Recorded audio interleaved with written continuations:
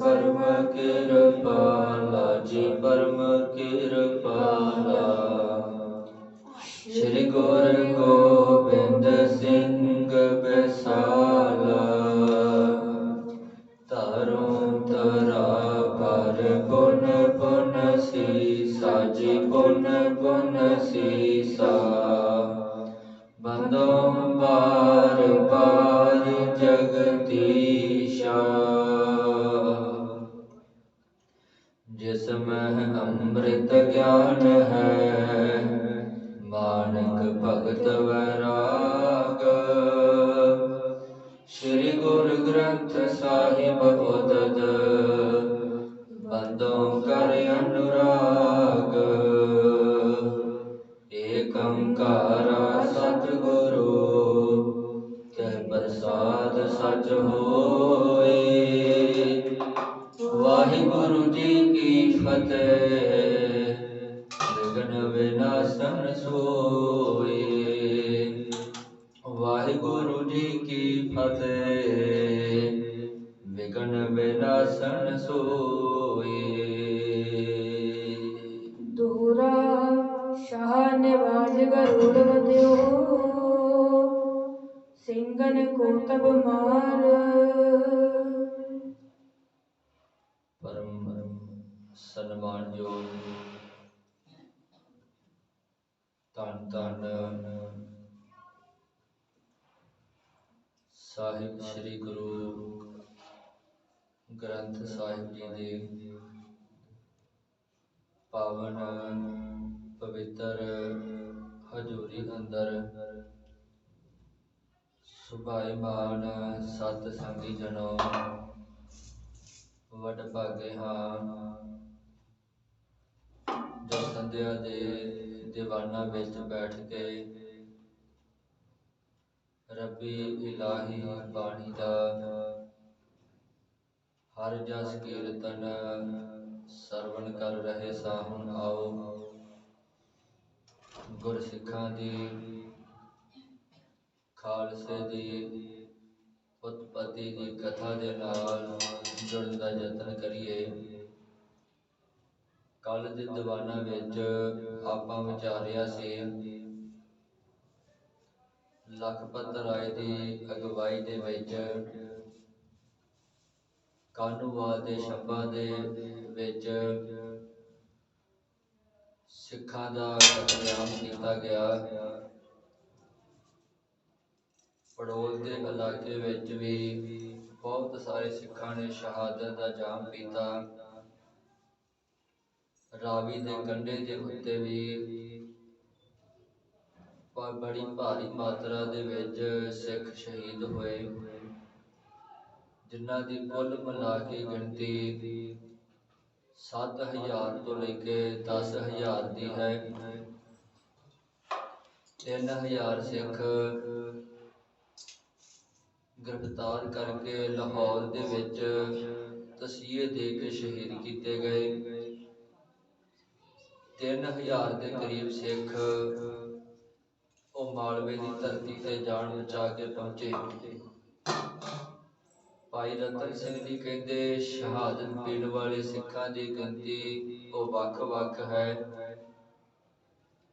ਕੋਈ ਕਹਿੰਦਾ ਕਿ 40,000 ਹੈ, ਕੋਈ ਕਹਿੰਦਾ ਨਹੀਂ ਇਕੱਲੇ 40 ਹਨ, ਤੇ ਕਈ ਕਹਿੰਦੇ ਨਹੀਂ ਗਿਣਤੀ ਬਹੁਤ ਜ਼ਿਆਦੀ ਹੈ। ਜਿਸ ਬਾਰੇ ਗਿਣਤੀ ਵਿੱਚ ਵਿਦਵਾਨਾਂ ਦੀ ਵੱਖ-ਵੱਖ ਰਾਏ ਹੈ, ਪਰ ਬਹੁਤਾਤ ਦੇ ਵਿੱਚ ਇਸ ਛੋਟੇ ਘੱਲੂਘਾਰੇ ਦੇ ਵਿੱਚ ਸ਼ਹੀਦ ਹੋਣ ਵਾਲੇ ਸਿੱਖ ਉਹ ਲਗਭਗ 7 ਤੋਂ 10,000 ਤੱਕ ਦੇ ਹਨ। ਇਹ ਘੱਲੂਘਾਰਾ 1746 ਈਸਵੀ ਨੂੰ ਵਾਪਰਿਆ ਤੇ ਸਿੱਖ ਕੌਮ ਦੇ ਇਹ ਪਹਿਲਾ ਘੱਲੂਘਾਰਾ ਹੈ ਜੋ ਮੁਗਲ ਸਰਕਾਰ ਦੇ ਵੱਲੋਂ ਲਖਪਤ ਰਾਏ ਦੀ ਅਗਵਾਈ ਦੇ ਵਿੱਚ ਸਿੱਖਾਂ ਦੇ ਉੱਤੇ ਇਹ ਕਤਲੇਆਮ, ਇਹ ਘੱਲੂਘਾਰਾ ਕੀਤਾ ਗਿਆ। ਇੱਥੋਂ ਤੱਕ ਆਪਾਂ ਵਿਚਾਰਿਆ ਸੀ। ਅਗਲੇਰੇ ਪ੍ਰਸੰਗ ਨੂੰ ਭਾਈ ਰਤਨ ਸਿੰਘ ਜੀ ਭੰਗੂ ਕਿਵੇਂ ਕਲਮਬੰਦ ਕਰਦੇ ਹਨ, ਉਹਦੀ ਵਿਚਾਰ ਆਪਾਂ ਕਰਨੀ ਹੈ। ਵਿਚਾਰ ਆਰੰਭਣ ਤੋਂ ਪਹਿਲਾਂ ਆਓ ਗੁਰਦੇਵ ਦੇ ਚਰਨਾਂ 'ਚ ਹਾਜ਼ਰੀ ਲਵਾਈਏ। ਆਖੋ ਵਾਹਿਗੁਰੂ ਜੀ ਕਾ ਖਾਲਸਾ, ਵਾਹਿਗੁਰੂ ਜੀ ਕੀ ਫਤਿਹ। ਸਤਨਾਮ ਸ੍ਰੀ ਵਾਹਿਗੁਰੂ ਸਾਹਿਬ ਜੀ। ਦੋਹਰਾ ਸ਼ਾਹ ਨਿਵਾਜ ਗਰੋੜ ਵਧਿਓ, ਸਿੰਘਨ ਕੋ ਤਬ ਮਾਰ। ਸ਼ਾਹ ਨਵਾਜ ਗਰੋਰ ਵਧਿਓ, ਸਿੰਘਨ ਕੋ ਤਬ ਮਾਰ। ਭਾਈ ਰਤਨ ਸਿੰਘ ਜੀ ਨੇ ਨਾਂ ਇੱਥੇ ਸ਼ਾਹ ਨਵਾਜ ਵਰਤਿਆ ਹੈ, ਜੋ ਕਿ ਜ਼ਕਰੀਆ ਖਾਨ ਦਾ ਦੂਸਰਾ ਪੁੱਤਰ ਹੈ। ਪਰ ਇਹ ਜੋ ਘੱਲੂਘਾਰਾ ਜਿਹਦੀ ਸ਼ਹਿ ਦੇ ਨਾਲ ਜਿਸ ਨਵਾਬ ਦੀ ਅਗਵਾਈ ਦੇ ਵਿੱਚ ਹੋਇਆ, ਉਹਦਾ ਨਾਮ ਹੈ ਜਹੀਆ ਖਾਨ ਤੇ ਸ਼ਾਹ ਨਵਾਜ ਉਹਦਾ ਭਰਾ ਹੈ। ਪਰ ਭਾਈ ਸਾਹਿਬ ਨੇ ਨਾਂ ਸ਼ਾਹ ਨਵਾਜ ਲਿਖਿਆ ਹੈ। ਪਰ ਜਿਹੜੇ ਵਿਦਵਾਨ ਖੋਜੀ ਹਨ, ਉਹਨਾਂ ਨੇ ਖੋਜ ਕਰਕੇ ਇਹ ਤੱਥ ਕੱਢਿਆ ਹੈ ਕਿ ਘੱਲੂਘਾਰਾ ਜਹੀਆ ਖਾਨ ਨਵਾਬ ਨੇ ਲਾਹੌਰ ਤੋਂ ਜਿਹੜਾ ਹੁਕਮ ਜਾਰੀ ਕਰਕੇ ਲਖਪਤ ਰਾਏ ਦੀ ਅਗਵਾਈ ਵਿੱਚ ਫੌਜ ਭੇਜੀ ਸੀ, ਉਹ ਨਵਾਬ ਜਹੀਆ ਖਾਨ ਹੈ। ਜਹੀਆ ਖਾਨ ਦੀ ਅਗਵਾਈ ਵਿੱਚ ਇਹ ਘੱਲੂਘਾਰਾ ਵਾਪਰਿਆ ਹੈ, ਕਿਉਂਕਿ ਜਹੀਆ ਖਾਨ ਉਸ ਵਕਤ ਨਵਾਬ ਸੀ ਤੇ ਜਹੀਆ ਖਾਨ ਨੇ ਹੀ ਲਖਪਤ ਰਾਏ ਨੂੰ ਫੌਜ ਦੇ ਕੇ ਭੇਜਿਆ ਤੇ ਲਖਪਤ ਰਾਏ ਨੇ 1746 ਈਸਵੀ ਨੂੰ ਗਰਮੀ ਦੀ ਰੁੱਤ ਵਿੱਚ ਸਿੱਖਾਂ ਦਾ ਕਤਲੇਆਮ ਕੀਤਾ। ਸਿੱਖਾਂ ਨੂੰ ਮਾਰਨ ਦੀ ਕੋਸ਼ਿਸ਼ ਕੀਤੀ ਗਈ, ਸਿੱਖਾਂ ਦਾ ਬਹੁਤ ਜ਼ਿਆਦਾ ਘਾਣ ਕੀਤਾ ਗਿਆ। ਭਾਈ ਰਤਨ ਸਿੰਘ ਜੀ ਕਹਿੰਦੇ ਹਨ, ਜਿਸ ਵਕਤ ਨਵਾਬ ਨੇ ਅਤੇ ਲਖਪਤ ਰਾਏ ਨੇ ਦੋਵਾਂ ਜਾਣਿਆਂ ਨੇ ਰਲ ਕੇ ਸਿੱਖਾਂ ਨੂੰ ਮਾਰਨ ਦਾ ਪੂਰਾ ਯਤਨ ਕਰ ਲਿਆ ਸੀ, ਜਾਂ ਛੋਟਾ ਘੱਲੂਘਾਰਾ ਵਾਪਰ ਗਿਆ ਤੇ ਨਵਾਬ ਨੂੰ ਆਪਣੀ ਤਾਕਤ ਦਾ ਮਾਣ ਹੋ ਗਿਆ, ਉਹਨੂੰ ਆਪਣੀ ਤਾਕਤ ਦਾ ਹੰਕਾਰ ਹੋ ਗਿਆ ਕਿ ਸਭ ਤੋਂ ਤਾਕਤਵਰ ਜਿਹੜੇ ਸਿੱਖ ਸਨ, ਜਿਨ੍ਹਾਂ ਨੂੰ ਖਤਮ ਕਰਦਿਆਂ ਕਈ ਜਿਹੜੇ ਨਵਾਬ ਮਰ ਗਏ, ਕਈ ਜਰਨੈਲ ਮਰ ਗਏ, ਉਹਨਾਂ ਨੂੰ ਮੈਂ ਖਤਮ ਕਰ ਦਿੱਤਾ ਹੈ। ਜਿਸ ਕਰਕੇ ਹੁਣ ਮਨ ਵਿੱਚ ਆਇਆ ਹੈ ਕਿ ਹੁਣ ਮੈਂ ਜਿਹੜਾ ਵਾ ਜ਼ਿਆਦੀ ਤਾਕਤ ਵਾਲਾ ਬਣ ਗਿਆ ਹਾਂ ਤੇ ਮੇਰੇ ਅੱਗੇ ਹੁਣ ਕੋਈ ਵੀ ਖਲੋ ਨਹੀਂ ਸਕਦਾ। ਕਹਿ ਪਾਤਸ਼ਾਹੀ ਮੈਂ ਕਰੂੰਗਾ ਦਿੱਲੀ ਤਖਤ ਸੰਭਾਲ। ਕਹਿ ਪਾਤਸ਼ਾਹੀ ਮੈਂ ਕਰੂੰ ਜਾਂ ਦਿੱਲੀ ਤਖਤ ਸੰਭਾਲ। ਜਦੋਂ ਬੰਦੇ ਨੂੰ ਥੋੜੀ ਜਿਹੀ ਕਾਮਯਾਬੀ ਮਿਲ ਜਾਵੇ, ਭਾਵੇਂ ਉਹ ਬੰਦਾ ਆਮ ਹੈ ਤੇ ਭਾਵੇਂ ਕਿਸੇ ਉੱਚੇ ਅਹੁਦੇ ਤੇ ਹੈ ਤੇ ਭਾਵੇਂ ਸਰਕਾਰੀ ਹੈ ਤੇ ਭਾਵੇਂ ਕਿਸੇ ਵੀ ਖਿੱਤੇ ਦੇ ਨਾਲ ਸੰਬੰਧ ਰੱਖਦਾ ਹੈ, ਜਦੋਂ ਮਨੁੱਖ ਨੂੰ ਥੋੜੀ ਜਿਹੀ ਕਾਮਯਾਬੀ ਮਿਲ ਜਾਵੇ, ਉਦੋਂ ਮਨੁੱਖ ਨੂੰ ਹਉਮੈ ਹੰਕਾਰ ਆ ਕੇ ਘੇਰ ਲੈਂਦਾ ਹੈ ਤੇ ਮਨੁੱਖ ਇਹ ਸੋਚਦਾ ਕਿ ਹੁਣ ਮੈਂ ਜਿਹੜਾ ਕੁਝ ਵੀ ਕਰ ਸਕਦਾ ਹਾਂ, ਹੁਣ ਮੈਂ ਕਿਸੇ ਤੇ ਵੀ ਆਪਣਾ ਜ਼ੋਰ ਅਜਮਾ ਸਕਦਾ ਹਾਂ, ਕਿਸੇ ਨੂੰ ਵੀ ਹਰਾ ਸਕਦਾ ਹਾਂ, ਕਿਤੇ ਵੀ ਜਾ ਕੇ ਝੰਡੇ ਝੁਲਾ ਸਕਦਾ ਹਾਂ। ਇਹ ਮਨੁੱਖ ਦੇ ਹੰਕਾਰ ਕਰਕੇ ਮਨੁੱਖ ਜਿਹੜਾ ਹਵਾ ਵਿੱਚ ਉੱਡਦਾ ਫਿਰਦਾ ਹੈ। ਪਰ ਅਸਲ ਵਿੱਚ ਕਹਾਣੀ ਉਹ ਇਹ ਹੈ ਪ੍ਰਮਾਤਮਾ ਦੀ, ਤੇ ਗੁਰੂ ਸਾਹਿਬ ਜੀ ਬਾਣੀ ਵਿੱਚ ਦੱਸਦੇ ਹਨ, ਜੇ ਕੋ ਬਹੁਤ ਕਰੇ ਅਹੰਕਾਰ, ਉਹ ਖਿਲਮੈ ਰੁਲਦਾ ਖਾਕੂ ਨਾਲ। ਜਿਹੜਾ ਮਨੁੱਖ ਬਹੁਤ ਜ਼ਿਆਦਾ ਹੰਕਾਰੀ ਹੋ ਜਾਂਦਾ ਹੈ ਤਾਂ ਉਹ ਮਨੁੱਖ ਦਾ ਮਿੱਟੀ ਵਿੱਚ ਰੁਲ ਲੱਗਿਆ, ਬਹੁਤੀ ਦੇਰ ਨਹੀਂ ਲੱਗਦੀ, ਉਹ ਮਿੱਟੀ ਦੇ ਵਿੱਚ ਖਾਕ ਦੇ ਵਿੱਚ ਰਲ ਜਾਂਦਾ ਹੈ। ਕਿਉਂਕਿ ਹੰਕਾਰ ਉਹ ਬੜੇ ਰੂਪ ਧਾਰਦਾ ਹੈ। ਕਿਸੇ ਨੂੰ ਵਿਦਵਤਾ ਦਾ ਹੰਕਾਰ ਹੈ, ਕਿਸੇ ਨੂੰ ਸੁੰਦਰਤਾ ਦਾ ਹੰਕਾਰ ਹੈ, ਕਿਸੇ ਨੂੰ ਧਨ ਦੌਲਤ ਦਾ ਹੰਕਾਰ ਹੈ, ਕਿਸੇ ਨੂੰ ਸਰਕਾਰੀ ਅਹੁਦੇ ਦਾ ਹੰਕਾਰ ਹੈ, ਕਿਸੇ ਨੂੰ ਰਾਜ ਦਰਬਾਰ ਦੇ ਵਿੱਚ ਪਹੁੰਚ ਦਾ ਹੰਕਾਰ ਹੈ। ਭਾਵ ਕਿ ਹਰੇਕ ਪੱਖ ਦਾ ਹੰਕਾਰ ਮਨੁੱਖ ਜਿਹੜਾ ਉਹ ਲਈ ਬੈਠਾ ਹੈ। ਭਾਵੇਂ ਮਨੁੱਖ ਨੂੰ ਕਿਸੇ ਵੀ ਚੀਜ਼ ਦਾ ਜਦੋਂ ਹੰਕਾਰ ਆ ਜਾਵੇ ਤਾਂ ਮਨੁੱਖ ਜਿਹੜਾ ਫੁੱਲਿਆ ਨਹੀਂ ਸਮਾਉਂਦਾ ਕਿ ਹੁਣ ਮੇਰੇ ਵਰਗਾ ਬੰਦਾ ਹੀ ਕੋਈ ਨਹੀਂ ਹੈ। ਭਾਈ ਰਤਨ ਸਿੰਘ ਜੀ ਕਹਿੰਦੇ ਹਨ, ਇਸੇ ਤਰੀਕੇ ਨਾਲ ਹੁਣ ਜਹੀਆ ਖਾਨ ਹੈ, ਜਿਹਨੇ ਸਿੱਖਾਂ ਨੂੰ ਮਾਰਨ ਦਾ ਯਤਨ ਕੀਤਾ ਤੇ ਸਿੱਖਾਂ ਦਾ ਬਹੁਤ ਭਾਰੀ ਨੁਕਸਾਨ ਕੀਤਾ ਤੇ ਹੁਣ ਸੋਚਦਾ ਹੈ ਕਿ ਸਿੱਖ ਮੇਰੇ ਅੱਗੇ ਖਲੋ ਨਹੀਂ ਸਕਦੇ, ਕਿਉਂਕਿ ਇਹਨਾਂ ਦਾ ਮੈਂ ਲੱਕ ਤੋੜ ਕੇ ਰੱਖ ਦਿੱਤਾ ਹੈ। ਜਿਸ ਕਰਕੇ ਹੁਣ ਮਨ 'ਚ ਹੰਕਾਰ ਆ ਗਿਆ, ਕਹਿ ਪਾਤਸ਼ਾਹੀ ਮੈਂ ਕਰੂੰ ਜਾਂ ਦਿੱਲੀ ਤਖਤ ਸੰਭਾਲ। ਕਹਿੰਦਾ ਹੁਣ ਮੈਂ ਦਿੱਲੀ ਦੇ ਤਖਤ ਤੇ ਬੈਠ ਕੇ ਹੁਣ ਪਾਤਸ਼ਾਹੀ ਕਰਾਂਗਾ, ਬਾਦਸ਼ਾਹ ਬਣਾਂਗਾ ਅਤੇ ਸਾਰੇ ਹਿੰਦੁਸਤਾਨ ਦਾ ਰਾਜਾ ਬਣ ਕੇ ਸਾਰੇ ਹਿੰਦੁਸਤਾਨ ਤੇ ਰਾਜ ਕਰਾਂਗਾ ਅਤੇ ਆਪਣਾ ਹੁਕਮ ਚਲਾਵਾਂਗਾ। ਲੱਖੂ ਸ਼ਾਹ ਨਵਾਜ਼ ਸਿਰ ਆਈ ਬੁਰਾਈ ਤੋਏ। ਲੱਖੂ ਸ਼ਾਹ ਨਵਾਜ਼ ਸਿਰ ਆਈ ਬੁਰੀ ਤੋਏ। ਭਾਈ ਰਤਨ ਸਿੰਘ ਜੀ ਕਹਿੰਦੇ ਹਨ ਲਖਪਤ ਰਾਏ ਦੇ ਸਿਰ ਉੱਤੇ ਤੇ ਜਹੀਆ ਖਾਨ ਦੇ ਸਿਰ ਉੱਤੇ ਭਾਵੇਂ ਨਾ ਜਿਹੜਾ ਭਾਈ ਸਾਹਿਬ ਨੇ ਸ਼ਾਹ ਨਵਾਜ਼ ਵਰਤਿਆ ਹੈ, ਪਰ ਜਿਹੜਾ ਅਸਲ ਵਿੱਚ ਉਹ ਜਹੀਆ ਖਾਨ ਹੀ ਹੈ। ਭਾਈ ਸਾਹਿਬ ਜੀ ਕਹਿੰਦੇ ਇਹਨਾਂ ਦੋਵਾਂ ਦੇ ਸਿਰ ਦੇ ਉੱਤੇ ਬੁਰੀ ਬਲਾ ਆ ਗਈ ਤੇ ਉਹ ਜਿਹੜੀ ਦੋਵਾਂ ਦੇ ਉੱਤੇ ਬੁਰੀ ਬਲਾ ਆਉਣ ਕਰਕੇ ਦੋਵਾਂ ਨੇ ਜਿਹੜਾ ਪਾਪ ਕਮਾਇਆ ਅਤੇ ਉਸ ਪਾਪ ਦਾ ਦੰਡ ਫਿਰ ਦੋਵਾਂ ਨੂੰ ਮਿਲ ਗਿਆ। ਦੇਖੋ ਸਤਿਗੁਰ ਕੀ ਕਲਾ ਕਲਾ ਹੁਣ ਸਿਰ ਹੋਣੀ ਹੋਏ। ਦੇਖੋ ਸਤਿਗੁਰ ਕੀ ਕਲਾ ਕਿਆ ਹੁਣ ਸਿਰ ਹੋਣੀ ਹੋਏ। ਭਾਈ ਰਤਨ ਸਿੰਘ ਜੀ ਕਹਿੰਦੇ ਸਤਿਗੁਰੂ ਪਰਮਾਤਮਾ ਦੀ ਜਿਹੜੀ ਕਲਾ ਹੈ, ਜਿਹੜੀ ਖੇਡ ਹੈ, ਉਹਨੂੰ ਕੋਈ ਵੀ ਮਨੁੱਖ ਜਿਹੜਾ ਸਮਝ ਨਹੀਂ ਸਕਦਾ। ਹਾਂ, ਬ੍ਰਹਮ ਗਿਆਨੀ ਕੀ ਗਤ ਬ੍ਰਹਮ ਗਿਆਨੀ ਜਾਣੇ। ਆਮ ਮਨੁੱਖ ਦੇ ਵੱਸ ਦੀ ਖੇਡ ਨਹੀਂ ਕਿ ਉਹ ਪਰਮਾਤਮਾ ਦੀ ਖੇਡ ਨੂੰ ਜਾਣ ਸਕੇ ਤੇ ਪਰਮਾਤਮਾ ਸਤਿਗੁਰੂ ਦੀ ਕਦੋਂ ਕਿਹੜੀ ਖੇਡ ਵਰਤਾ ਦਿੰਦੇ ਹਨ, ਇਸ ਬਾਰੇ ਮਨੁੱਖ ਬਹੁਤ ਜ਼ਿਆਦਾ ਅਣਜਾਣ ਹੈ। ਮਨੁੱਖ ਨੂੰ ਸਮਝ ਹੀ ਕੋਈ ਨਹੀਂ ਹੈ ਤੇ ਪਰਮਾਤਮਾ ਨੇ ਇਹਨਾਂ ਦੋਵਾਂ ਦੇ ਸਿਰ ਦੇ ਉੱਤੇ ਘੋੜੀ ਨੂੰ ਬਿਠਾ ਦਿੱਤਾ ਤੇ ਘੋੜੀ ਨੇ ਇਹਨਾਂ ਦੇ ਕੋਲੋਂ ਕਿਵੇਂ ਫਿਰ ਪਾਪ ਕਰਾਇਆ। ਭਾਈ ਰਤਨ ਸਿੰਘ ਜੀ ਕਹਿੰਦੇ ਉਹ ਮੈਂ ਤੁਹਾਨੂੰ ਹੁਣ ਦੱਸ ਦਿੰਦਾ ਹਾਂ। ਭਾਵੀ ਕੋ ਭਾਵ ਜੋ ਬੜ ਪਾਪੀਓ ਪਾਪ ਕਰਾਏ। ਹੈ ਭਾਵੀ ਕੋ ਭਾਵ ਜੋ ਬੜ ਪਾਪੀਓ ਪਾਪ ਕਰਾਏ। ਇੱਥੇ ਭਾਵੀ ਤੋਂ ਭਾਵ ਹੈ ਕਿ ਹੰਕਾਰ। ਜਦੋਂ ਹੰਕਾਰ ਤੇ ਹੰਕਾਰ ਮਨੁੱਖ ਨੂੰ ਹੋਈ ਜਾਂਦਾ ਹੈ ਤਾਂ ਉਹ ਮਨੁੱਖ ਪਾਪੀ ਤੋਂ ਪਾਪੀ ਜਿਹੜਾ ਬਣਦਾ ਜਾਂਦਾ ਹੈ। ਪਾਪ ਕਰ ਕਰਕੇ ਆਪਣਾ ਘੜਾ ਭਰ ਲੈਂਦਾ ਹੈ ਤੇ ਇੰਨੇ ਪਾਪ ਕਮਾ ਲੈਂਦਾ ਹੈ। ਜਦੋਂ ਉਹ ਪਾਪਾਂ ਦਾ ਘੜਾ ਭਰ ਜਾਂਦਾ ਹੈ ਤੇ ਉਹ ਘੜਾ ਜਿਹੜਾ ਫਿਰ ਫਟ ਜਾਂਦਾ ਹੈ। ਭਾਰੋ ਭਾਰੋ ਹੋਏ ਵਜਨ ਤੇ ਥੇੜੋ ਭਰਿਓ ਡੁਬਾਏ। ਭਾਰੋ ਭਾਰੋ ਹੋਏ ਵਜਨ ਤੇ ਬੇੜੋ ਭਰਿਓ ਡੁਬਾਏ। ਭਾਈ ਰਤਨ ਸਿੰਘ ਜੀ ਫਿਰ ਉਦਾਹਰਨ ਦੇ ਕੇ ਸਮਝਾਉਂਦੇ ਹਨ ਕਿ ਕਿਵੇਂ ਫਿਰ ਪਾਪਾਂ ਦਾ ਘੜਾ ਜਿਹੜਾ ਭਰ ਜਾਂਦਾ ਹੈ।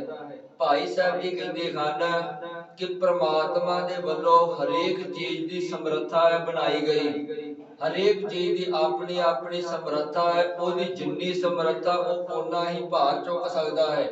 ਉਦਾਹਰਨ ਦਿੱਤੀ ਹੈ ਉਹਨਾਂ ਨੇ ਬੇੜੇ ਦੀ। ਹੁਣ ਪਾਣੀ ਦੇ ਵਿੱਚ ਬੇੜਾ ਉਹਦਾ ਜਿਹੜੀ ਸਮਰੱਥਾ ਕਿਸੇ ਦੀ 2 ਟਨ ਦੀ ਹੈ, ਕਿਸੇ ਦੀ 10 ਟਨ ਦੀ ਹੈ, ਕਿਸੇ ਦੀ 50 ਟਨ ਦੀ ਹੈ। ਪਰ ਜੇ ਉਹਨਾਂ ਦੀ ਸਮਰੱਥਾ ਤੋਂ ਤਾਂ ਉਹਦੇ ਵਿੱਚ ਸਮਾਨ ਰੱਖ ਦਿੱਤਾ ਜਾਵੇ ਤਾਂ ਉਹ ਜਿਹੜਾ ਬੇੜਾ ਡੁੱਬਣਾ ਹੀ ਡੁੱਬਣਾ ਹੈ, ਕਿਉਂਕਿ ਭਾਰ ਤੋਂ ਜ਼ਿਆਦਾ ਭਾਰ ਰੱਖਿਆ ਜਾਊਗਾ ਤੇ ਉਸ ਚੀਜ਼ ਨੇ ਜਿਹੜਾ ਡੁੱਬ ਜਾਣਾ ਹੈ। ਇਸੇ ਤਰੀਕੇ ਨਾਲ ਮੰਨ ਲਓ ਆਪਾਂ ਮਨੁੱਖ ਹਾਂ, ਸਾਡੇ ਮਨੁੱਖਾਂ ਦੀ ਵੀ ਸਮਰੱਥਾ ਹੈ। ਕੋਈ ਮਨੁੱਖ 30 ਕਿਲੋ ਚੁੱਕ ਸਕਦਾ ਹੈ, ਕੋਈ 50 ਚੁੱਕ ਸਕਦਾ ਹੈ, ਕੋਈ 70 ਚੁੱਕ ਸਕਦਾ, ਕੋਈ 200 ਚੁੱਕ ਸਕਦਾ ਹੈ। ਪਰ ਜੇ ਕੋਈ ਕਵੇ 50 ਕਿਲੋ ਚੁੱਕਣ ਵਾਲਾ ਕਿ ਮੈਂ 200 ਚੁੱਕ ਲਵਾਂਗਾ ਤਾਂ ਉਹ ਮਨੁੱਖ ਦੇ ਸਰੀਰ ਦਾ ਕੋਈ ਨਾ ਕੋਈ ਅੰਗ ਟੁੱਟਣਾ ਹੀ ਟੁੱਟਣਾ ਹੈ। ਜੇ 200 ਵਾਲਾ ਕਵੇ ਕਿ ਮੈਂ 500 ਚੁੱਕ ਕੇ ਵਿਖਾ ਦਿੰਦਾ ਹਾਂ ਤੇ ਉਹਦੇ ਵੀ ਸਰੀਰ ਦਾ ਨੁਕਸਾਨ ਹੋਣਾ ਹੀ ਹੋਣਾ ਹੈ, ਕਿਉਂਕਿ ਜਿੰਨੀ ਸਮਰੱਥਾ ਹੈ ਮਨੁੱਖ ਓਨਾ ਹੀ ਭਾਰ ਚੁੱਕ ਸਕਦਾ ਹੈ। ਜੇ ਜ਼ਿਆਦਾ ਭਾਰ ਚੁੱਕਣ ਦੀ ਕੋਸ਼ਿਸ਼ ਕਰੇਗਾ ਤਾਂ ਉਹਦਾ ਨੁਕਸਾਨ ਹੋਣਾ ਹੀ ਹੋਣਾ ਹੈ।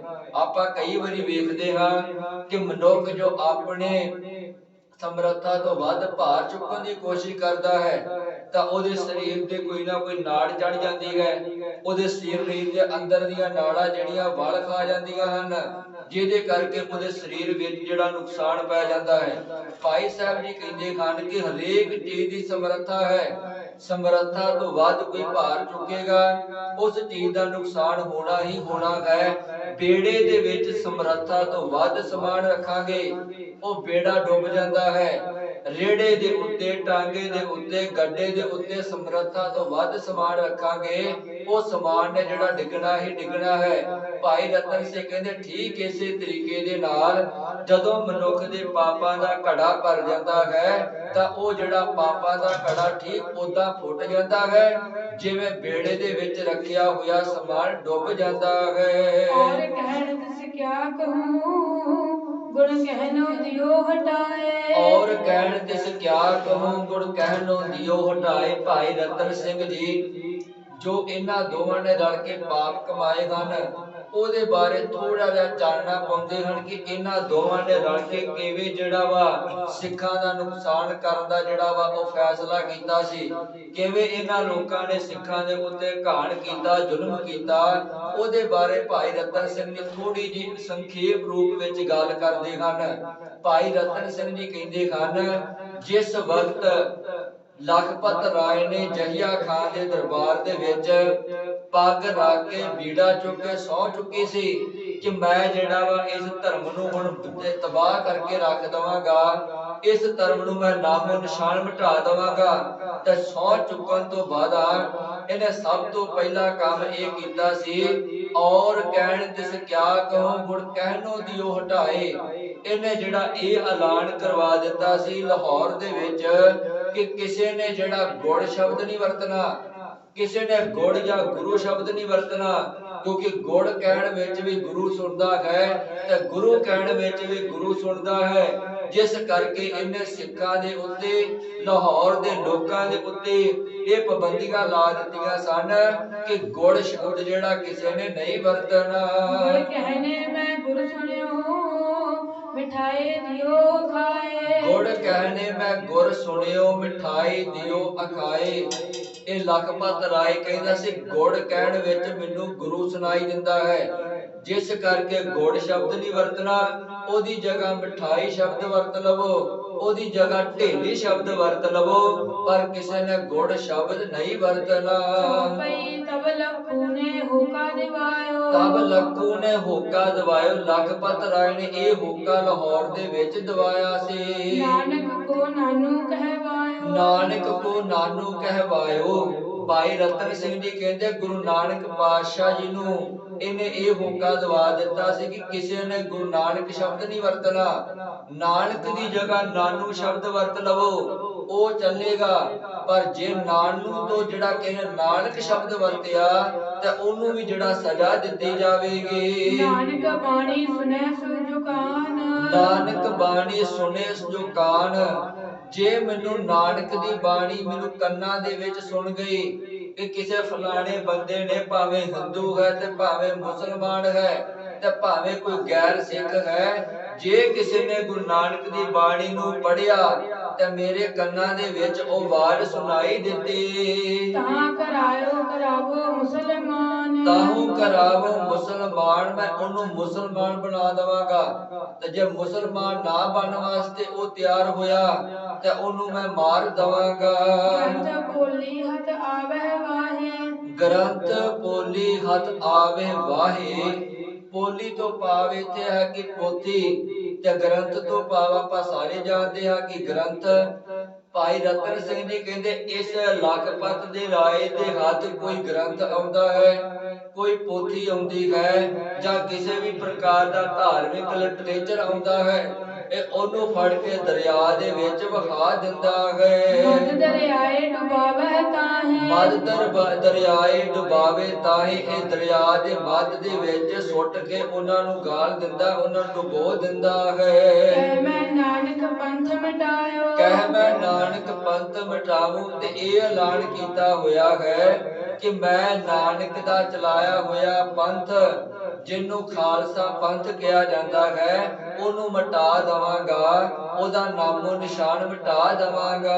ਮੈਂ ਵੀ ਖੱਤਰੀ ਤੂੰ ਕਹਾਉ। ਮੈਂ ਵੀ ਖੱਤਰੀ ਤੂੰ ਕਹਾਉ। ਮੈਂ ਆਪਣੇ ਆਪ ਨੂੰ ਖੱਤਰੀ ਤਾਂ ਕਹਾਵਾਂਗਾ ਜੇ ਇਸ ਨਾਨਕ ਖੱਤਰੀ ਦੇ ਵੱਲੋਂ ਚਲਾਇਆ ਹੋਇਆ ਨਿਰਮਲ ਪੰਥ ਖਾਲਸਾ ਪੰਥ ਨੂੰ ਤਬਾਹ ਨਾ ਕਰ ਦਵਾਂਗਾ।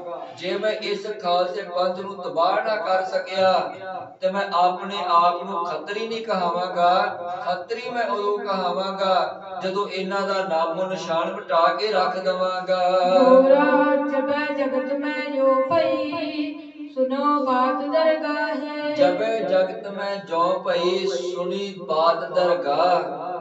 ਭਾਈ ਰਤਨ ਸਿੰਘ ਜੀ ਉਹ ਹੁਣ ਸਮਝਾਉਂਦੇ ਹਨ ਜੋ ਪ੍ਰਮਾਤਮਾ ਦੀ ਦਰਗਾਹ ਦੇ ਵਿੱਚ ਵਾਪਰਿਆ ਹੈ। ਪਰ ਉਸ ਤੋਂ ਪਹਿਲਾਂ ਮੈਂ ਨਿੱਕੀਆਂ ਜਿਹੀਆਂ ਦੋ ਕੁ ਬੇਨਤੀਆਂ ਬਾਣੀ ਵਿੱਚੋਂ ਕਰ ਦਵਾਂ ਤਾਂ ਜੋ ਗੱਲਾਂ ਭਾਈ ਰਤਨ ਸਿੰਘ ਜੀ ਕਹਿ ਰਹੇ ਹਨ ਇਹਦੀ ਸਮਝ ਪੈ ਜਾਵੇ।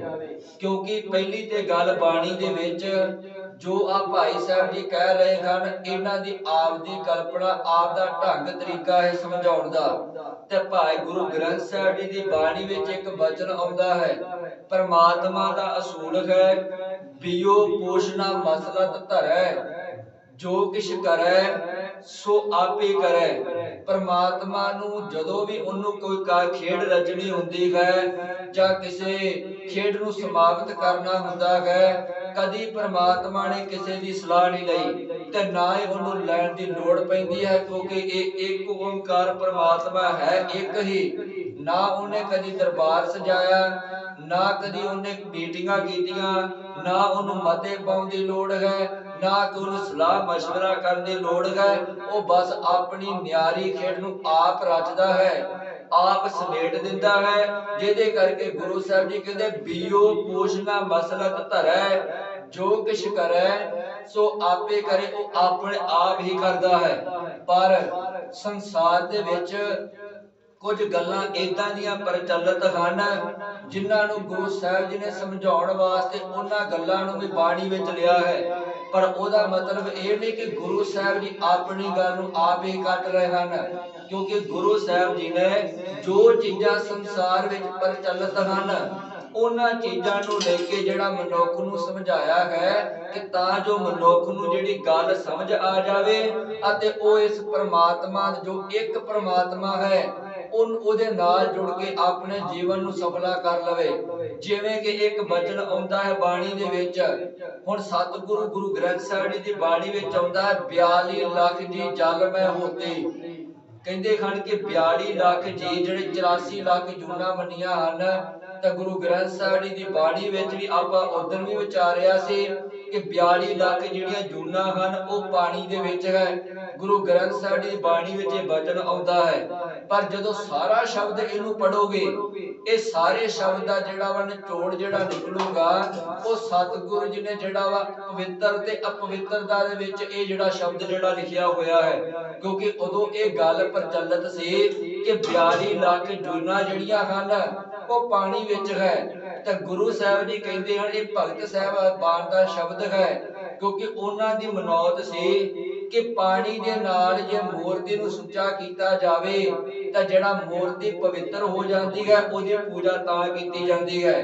ਤਾਂ ਭਗਤ ਸਾਹਿਬ ਜੀ ਨੇ ਟਿੱਪਣੀ ਕੀਤੀ ਸੀ ਕਿ ਪੰਡਤ ਜੀ ਮੈਨੂੰ ਇੱਕ ਗੱਲ ਦੱਸੋ, ਪਹਿਲਾਂ ਤੁਸੀਂ ਕਹਿੰਦੇ ਜੇ ਕਿ ਪਾਣੀ ਦੇ ਨਾਲ ਮੂਰਤੀ ਪਵਿੱਤਰ ਹੋ ਜਾਂਦੀ ਹੈ, ਪਾਣੀ ਦੇ ਨਾਲ ਮਨੁੱਖ ਪਵਿੱਤਰ ਹੋ ਜਾਂਦਾ ਹੈ, ਪਾਣੀ ਦੇ ਨਾਲ ਸਾਰੇ ਜਿਹੜੇ ਮਨੁੱਖ ਦੇ ਪਾਪ ਦੂਰ ਹੋ ਜਾਂਦੇ ਹਨ। ਭਗਤ ਜੀ ਕਹਿੰਦੇ ਹਨ ਕਿ ਪੰਡਤ ਜੀ ਮੈਨੂੰ ਇਹ ਦੱਸੋ ਤੁਹਾਡੇ ਗ੍ਰੰਥਾਂ ਵਿੱਚ ਲਿਖਿਆ ਹੈ, ਇਹ ਮੈਂ ਨਹੀਂ ਕਹਿ ਰਿਹਾ।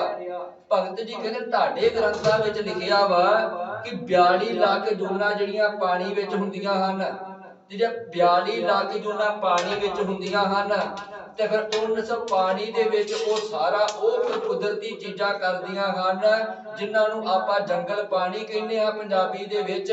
ਉਹ ਪਾਣੀ ਦੇ ਵਿੱਚ ਰਹਿੰਦੇ ਹਨ, ਪਾਣੀ ਵਿੱਚ ਖਾਂਦੇ ਹਨ, ਪਾਣੀ ਵਿੱਚ ਪੀਂਦੇ ਹਨ, ਪਾਣੀ ਦੇ ਵਿੱਚ ਕੁਦਰਤੀ ਢੰਗ ਤਰੀਕੇ ਨਾਲ ਉਹ ਜੰਗਲ ਪਾਣੀ ਕਰਦੇ ਹਨ। ਤੇ ਫਿਰ ਪਾਣੀ ਸੁੱਚਾ ਕਿਵੇਂ ਹੋ ਗਿਆ? ਕਿਉਂਕਿ ਪਹਿਲੀ ਤੇ ਗੱਲ ਪਾਣੀ ਵਿੱਚ ਜੂਨਾਂ ਹਨ, ਦੂਜੀ ਗੱਲ ਉਹ ਪਾਣੀ ਵਿੱਚ ਸਾਰਾ ਕੁਝ ਉਹ ਕਰਦੇ ਹਨ ਜੋ ਆਪਾਂ ਧਰਤੀ ਤੇ ਜਿਵੇਂ ਕਰਦੇ ਹਾਂ। ਤੇ ਪਾਣੀ ਤੇ ਫਿਰ ਝੂਠਾ ਹੋ ਗਿਆ। ਤੇ ਮੈਨੂੰ ਇਹ ਦੱਸੋ ਫਿਰ ਝੂਠੇ ਪਾਣੀ ਦੇ ਨਾਲ ਤੁਹਾਡੀ ਮੂਰਤੀ ਕਿਵੇਂ ਪਵਿੱਤਰ ਹੋ ਗਈ? ਇਹ ਉੱਥੇ ਟਿੱਪਣੀ ਕੀਤੀ ਗਈ ਹੈ, ਪਰ ਸਮਝਾਉਣ ਵਾਸਤੇ 42 ਲੱਖ ਜੂਨਾ ਉਹ ਸਤਿਗੁਰੂ ਜੀ ਨੇ ਭਗਤ ਸਾਹਿਬਾਨ ਨੇ ਪੰਕਤੀ ਲਿਖੀ ਹੈ, ਕਿਉਂਕਿ ਮਨੁੱਖ ਨੂੰ ਸਮਝ ਆ ਜਾਵੇ ਕਿ ਅਸਲ ਵਿੱਚ ਜਿਹੜੀ ਖੇਡ ਮਗਰ ਕੀ ਚੱਲ ਰਹੀ ਹੈ। ਕਿਉਂਕਿ ਗੁਰੂ ਗ੍ਰੰਥ ਸਾਹਿਬ ਜੀ ਦੀ ਬਾਣੀ ਵਿੱਚ ਬੜੇ ਬਚਨ ਇਦਾਂ ਦੇ ਆਉਣਗੇ ਜਿਹੜੇ ਮਨੁੱਖ ਦੇ ਮਨ ਵਿੱਚ ਸ਼ੰਕਾ ਪੈਦਾ ਕਰਨਗੇ, ਪਰ ਅਸਲ ਵਿੱਚ ਉਹ ਸ਼ੰਕਾ ਨਹੀਂ ਪੈਦਾ ਕਰ ਰਹੇ, ਮਨੁੱਖ ਨੂੰ ਉਸ ਚੀਜ਼ ਦੀ ਸਮਝ ਕੋਈ ਨਹੀਂ ਹੈ, ਜਿਸ ਕਰਕੇ ਮਨੁੱਖ ਜਿਹੜਾ ਵਾ ਉਹ ਗੁਰਬਾਣੀ ਤੇ ਤਰਕ ਕਰੇਗਾ। ਪਰ ਜਦੋਂ ਗੁਰਬਾਣੀ ਨੂੰ ਪੜ੍ਹਨ ਲੱਗ ਪਵੇਗਾ ਤੇ ਗੁਰਬਾਣੀ ਵਿੱਚ ਉਸ ਤਰਕ ਦਾ ਸਵਾਲ ਦਾ ਜਵਾਬ ਮਿਲ ਜਾਵੇਗਾ ਤੇ ਮਨੁੱਖ ਦਾ ਉਹ ਤਰਕ ਆਪਣੇ ਆਪ ਦੂਰ ਹੋ ਜਾਵੇਗਾ। ਇਸੇ ਤਰੀਕੇ ਨਾਲ ਸੰਸਾਰ ਵਿੱਚ ਮਨੌਤ ਹੈ ਕਿ ਇੱਕ ਸਵਰਗ ਹੈ, ਇੱਕ ਨਰਕ ਹੈ। ਪਰਮਾਤਮਾ ਜਿਹੜਾ ਵਾ ਇੱਕ ਵੱਖਰੀ ਜਗ੍ਹਾ ਬਣਾ ਕੇ ਬੈਠਾ ਹੋਇਆ ਹੈ, ਇੰਦਰਪੁਰੀ ਹੈ, ਸਵਰਗਪੁਰੀ ਹੈ, ਬ੍ਰਹਮਪੁਰੀ, ਇਹ ਗੱਲਾਂ ਜਿਹੜੀਆਂ ਹਨ ਪ੍ਰਚਲਿਤ ਸਨ। ਤਾਂ ਗੁਰੂ ਗ੍ਰੰਥ ਸਾਹਿਬ ਜੀ ਦੀ ਬਾਣੀ ਵਿੱਚ ਸਤਿਗੁਰੂ ਜੀ ਨੇ ਉਹ ਸਾਰੀਆਂ ਗੱਲਾਂ ਵਰਤੀਆਂ ਹਨ ਕਿ ਭਾਈ ਆ ਬ੍ਰਹਮਪੁਰੀ ਵੀ ਹੈ, ਸ਼ਿਵਪੁਰੀ ਵੀ ਹੈ, ਸਵਰਗਪੁਰੀ ਵੀ ਹੈ, ਤੁਹਾਡੇ ਮਨੌਤ ਸਰ ਹੈਗੀਆਂ ਵਾ, ਸਤਿਗੁਰੂ ਜੀ ਕਹਿੰਦੇ ਮੰਨ ਲੈਨੇ ਹਾਂ, ਪਰ ਸਤਿਗੁਰੂ ਜੀ ਕਹਿੰਦੇ ਹਨ ਕਿ ਉਹਦੇ ਪਿੱਛੇ ਖੇਡ ਕੇ ਦੀ ਵਰਤ ਰਹੀ ਹੈ, ਤੁਸੀਂ ਉਹਦੇ ਨਾਲ ਜੁੜਨਾ ਹੈ, ਤੁਸੀਂ ਇਹਨਾਂ ਨਾਲ ਨਹੀਂ ਜੁੜਨਾ।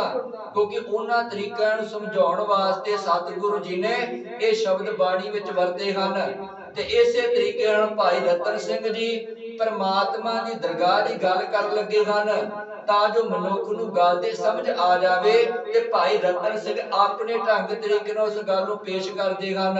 ਕਿਉਂਕਿ ਕੋਈ ਵੀ ਕਵੀ ਜਿਹੜਾ ਹੁੰਦਾ ਹੈ, ਉਸ ਕਵੀ ਦੀ ਕਲਮ ਵਿੱਚ ਬੜੀ ਤਾਕਤ ਹੁੰਦੀ ਹੈ। ਕਵੀ ਜਿਹੜਾ ਹੈ ਉਹ ਪੱਥਰਾਂ ਦੇ ਨਾਲ ਵੀ ਗੱਲਾਂ ਕਰ ਲੈਂਦਾ ਹੈ, ਕਵੀ ਜਿਹੜਾ ਹੈ ਉਹ ਹਵਾ ਦੇ ਨਾਲ ਵੀ ਗੱਲਾਂ ਕਰਦਾ ਹੈ, ਕਵੀ ਜਿਹੜਾ ਹੈ ਉਹ ਬਨਸਪਤੀ ਦੇ ਨਾਲ ਵੀ ਗੱਲਾਂ ਕਰਾ ਲੈਂਦਾ ਹੈ। ਕਿਉਂਕਿ ਕਵੀ ਦੀ ਕਲਮ 'ਚ ਤਾਕਤ ਹੈ, ਉਹਨੇ ਆਪਣੀ ਗੱਲ ਨੂੰ ਸਮਝਾਉਣ ਵਾਸਤੇ ਪਾਤਰ ਲੈਣਾ ਹੁੰਦਾ ਹੈ, ਤੇ ਪਾਤਰ ਉਹ ਪੱਥਰ ਨੂੰ ਵੀ ਲੈ ਲੈਂਦਾ ਹੈ, ਪਾਤਰ ਉਹ ਹਵਾ ਨੂੰ ਵੀ ਲੈ ਲੈਂਦਾ ਹੈ, ਤੇ ਪਾਤਰ ਉਹ ਪਰਮਾਤਮਾ ਦੇ ਮਨੁੱਖ ਨੂੰ ਸਾਹਮਣੇ ਸਾਹਮਣੇ ਬਿਠਾ ਕੇ ਗੱਲਾਂ ਕਰਾ ਕੇ ਉਹਨਾਂ ਵਿੱਚੋਂ ਵੀ ਗੱਲ ਆਪਣੀ ਸਿੱਧ ਕਰ ਲੈਂਦਾ ਹੈ। ਕਿਉਂਕਿ ਕਵੀ ਦੀ ਕਲਮ ਵਿੱਚ ਇਹ ਤਾਕਤ ਹੈ।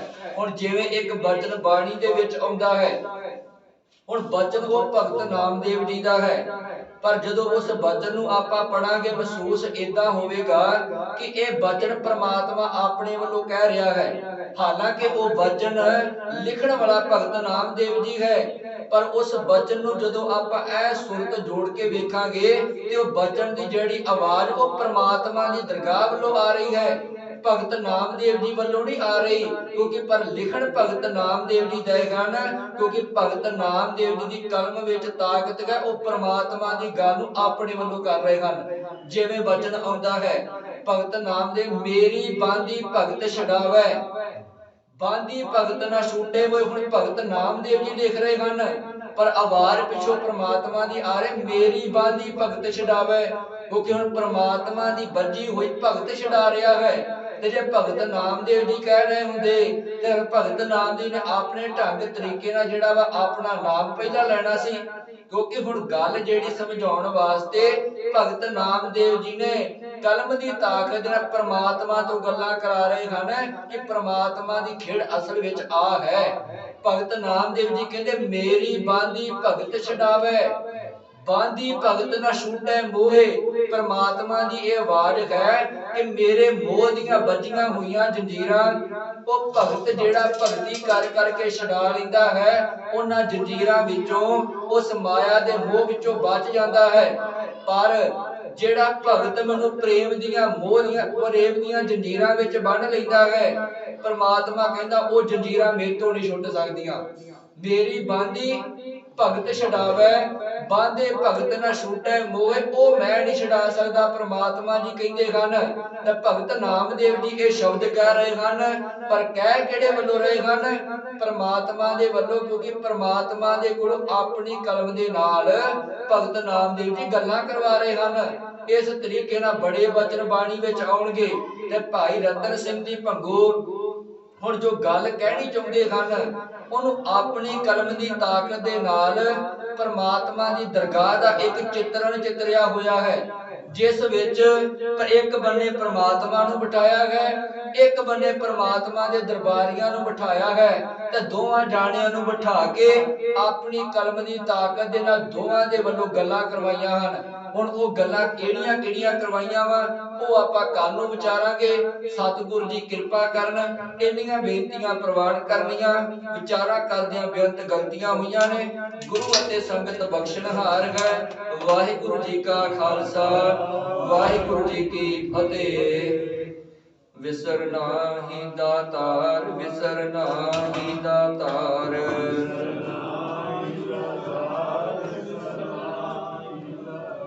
ਆਪਣਾ ਨਾਮ